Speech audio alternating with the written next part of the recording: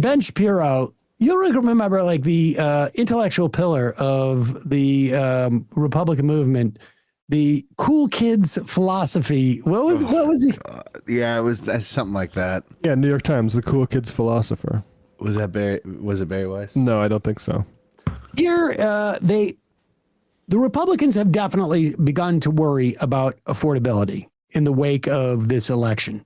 And, like literally all of these same people 3 months ago were saying everything is fine. Egg prices are down. There's no inflation. There's no affordability problem. And now they all have to address it. Let's start with Ben Shapiro explaining, like, morally speaking, if you can't afford something, you can't afford it. And you just have to move somewhere else. He is the same guy who said, if you can't get insurance for your coastal home, just sell it to somebody else who presumably would not be able to get insurance for their coastal home. And just move away from everyone you love. And move away from you. Oh, yeah. He's not off that kick. Play this clip. If you're a young person and you can't afford to live here, then maybe you should not live here. I mean, that is a real thing.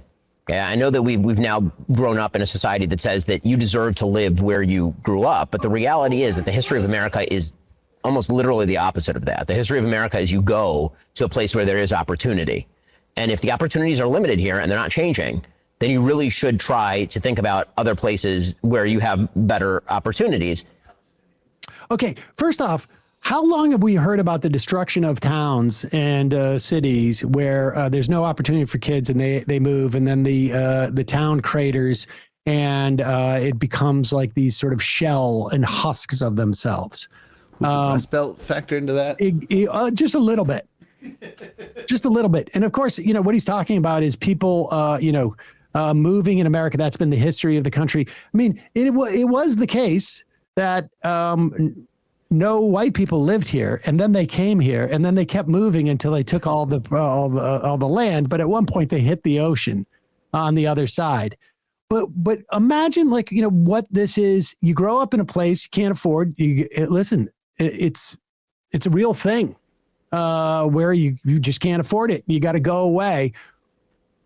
Maybe people should just live in their cars, so that as things become more unaffordable, they never have to really sort of like settle down and build any roots, and then just keep moving around until, like almost like nomads, like return back to the way that the indigenous people lived on the land. And you go with you follow the buffalo, or perhaps like you need water. Still around, right? Yeah. Even but here, agrarian. Exactly. Here is J.D. Vance on Hannity. Now, presumably, J.D. Vance, I don't know why he's complaining about affordability, because according to Ben Shapiro, you just got to suck it up, and nobody has a right to an affordable place that they got to live. They just got to move somewhere else. But here's J.D. Vance, and guess who he's going to blame for the affordability crisis? Of course, the real estate developers, the price fixers, the billionaire. Oh, no, I'm sorry. I hit the wrong sheet. No, immigrants.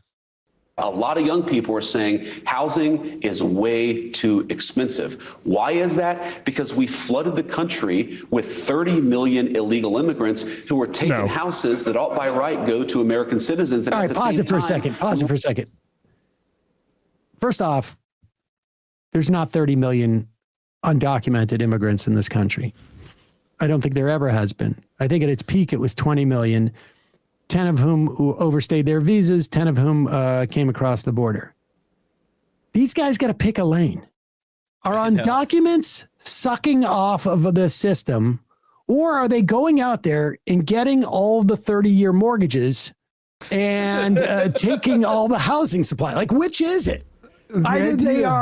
Either they are sucking off of and getting free welfare and free phones and eating all the cats and dogs, or they're going into the bank and they're getting a loan and they're putting a down payment and they're buying the housing stock. You got to choose.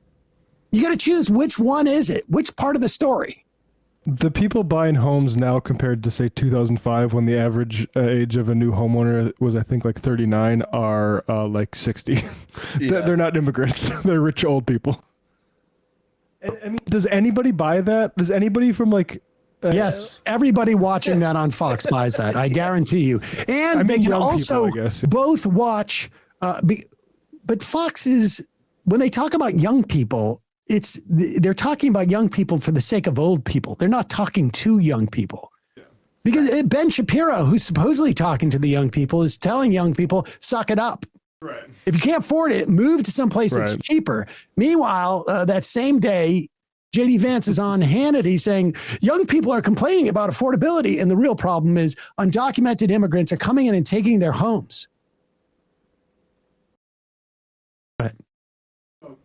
That was it, wasn't it? That was it? Yeah, that was pretty much it. Yeah, just a short little... Good to see the Republicans blame the immigrants. Affordability head on. Yeah.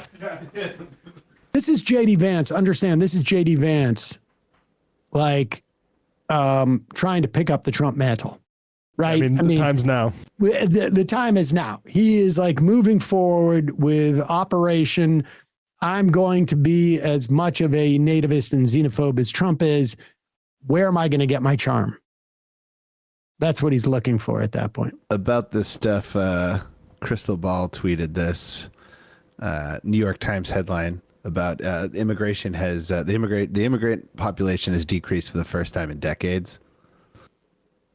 Yes, it is. I think there's like 1.5 million less immigrants in the country.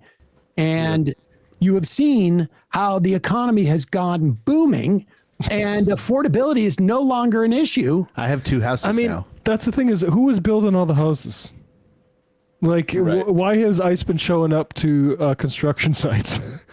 Like, people who get their labor exploited in America should be Americans. That's, I think, one definition of American. Give them papers. Don't ship them out of the country. Now, all those young people who can't afford to live in these places can build them. They'll stop by in their car as they're traveling around in their wagon and build them, and then move on to the next town. Migrant builders. For weeks, all we've heard is how Trump's big, beautiful bill will cut Medicaid. But almost no one's reporting on a buried provision that would make Trump untouchable. Go to ground.news/majority to see how this bill would block judges from enforcing court orders unless you, the citizen, post a bond first. Highly credible sources warn most people can't actually afford to do this, and that's pretty obvious. So if this bill passes and Trump violates the law, it wouldn't even matter. And nobody even knows, which means the GOP's flood the zone strategy is working. And it's why I think Ground News is the best tool to expose these blind spots before it's too late. My partners built the only app and website pulling in news from across the globe, then breaking down each source's bias, credibility, and the news the right tries to bury. And considering most people take the first article they see online as fact, their browser extension is essential. What it does is it flags the source's bias and links other credible reports to verify the information. Ground News is a better version of how we're already staying informed. So I got you 40% off the same unlimited access Vantage plan that I've been using. That's just $5 a month when you go to ground.news/majority, scan my QR code, or redeem the code majority if you're using the app. With at least another 4 years of this, they're counting on you to be distracted. This app is how you stay focused. Hey folks, don't forget to hit the subscribe button and check out our daily show. We do it every day at 12 p.m. Eastern for about 2.5 hours. We even take phone calls. You should check that out.